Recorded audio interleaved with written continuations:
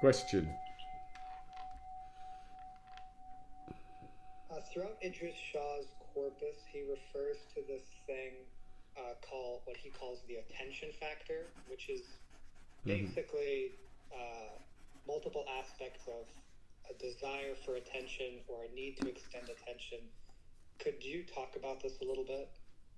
Okay. Well, first thing, I don't want to lose this free association that just came to, which is that the evolutionary value of attention factor. So if and he doesn't address that, but let's if you don't mind, try and remind me of that after this. Okay. Yeah. So what Idris Shah pointed out, and it was a surprise to me, even though I'd studied psychology in the West for longer than I care to admit, that attention is a human need, the way food and sleep are human needs, and that people that are deprived of attention will seek attention, uh, however they can. And at the time, what it explained was some of the attention seeking behavior of adolescents, right? Who they'll I don't want to say anything because now they're common, the piercings and the tattoos and the funny clothes and all that other stuff. But at the time, those were much less common, and they were used to make sure that people noticed them, right? Especially kids who weren't noticed very much growing up, or didn't have an environment where they could be noticed. And so what happens is that kids need attention. They're going to get it one way or the other. If you don't give them quality attention, they'll go for garbage attention, right? They'll go in the garbage can to get a garbage bin to get attention. They'll do whatever they need to do. They'll start robbing stores or setting fires or things like that to get attention. Because if they don't get attention, they wither, they die, right? And that's why we use solitary confinement as a punishment. It's very painful for the human to have no human interaction. Unless there's, some other kind of mental condition, schizoid personality or something like that, or unless some kind of other problem. But in general, people need attention. Students need attention, and you'll see this if you go to any large lecture and you ask for questions. Some people are going to stand up because they want the attention. They've been sitting there for 2 hours and they want some attention, right? And once you start to notice this, you'll see it everywhere. And so this common thing that teachers and parents are always complaining about, oh, you're just trying to get attention. Well, yeah, the kid is trying to get attention because he needs attention. And sometimes I wondered, I was writing a book once called Scatterbrained Nation, and it was about how scatterbrained we were. This was way back before social media stuff. And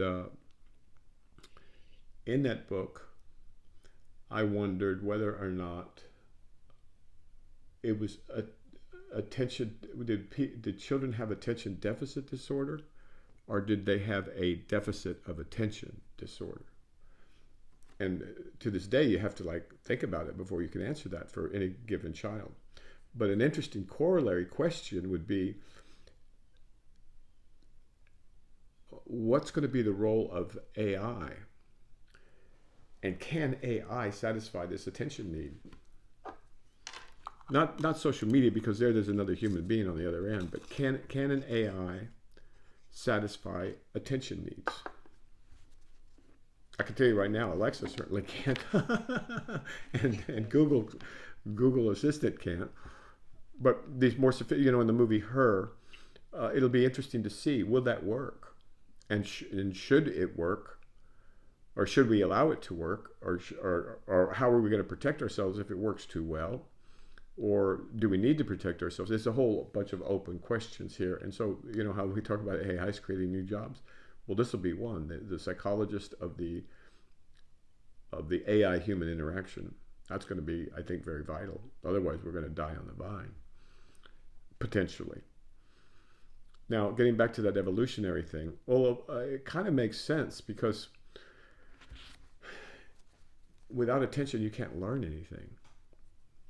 Without attention, you could be abandoned by a herd.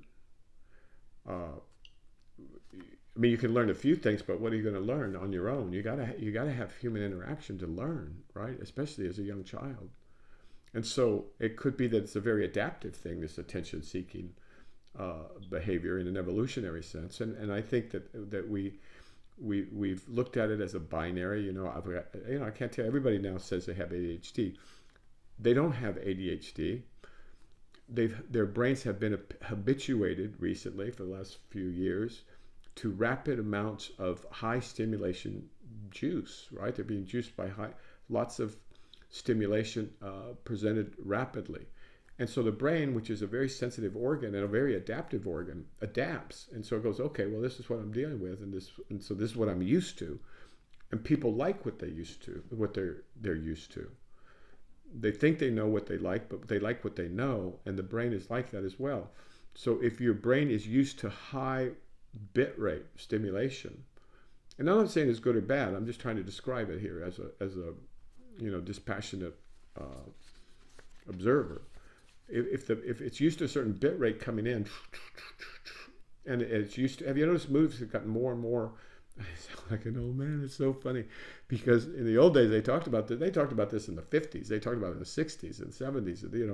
The movies they're turning up the dial on violence, on nudity, on just spills and chills. I mean, in the old days, you saw one car wreck and it'd be Now they go down the freeway, they hit 50 cars, they flip a semi truck, then they hit a tractor, and then a plane comes and lands on the freeway, and then a Terminator comes out, and then it keeps going. I mean, it's all action, action, action, action.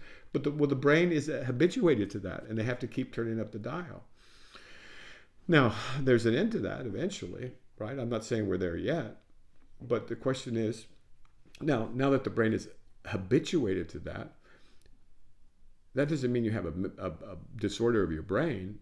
Your brain is working fine, but you've been habituated. You've developed a tolerance, and not only a tolerance, a liking for high stimulation, right? I mean, Instagram, boom, boom, boom, boom, or X, or TikTok, do, boom, boom, boom, boom, boom, boom.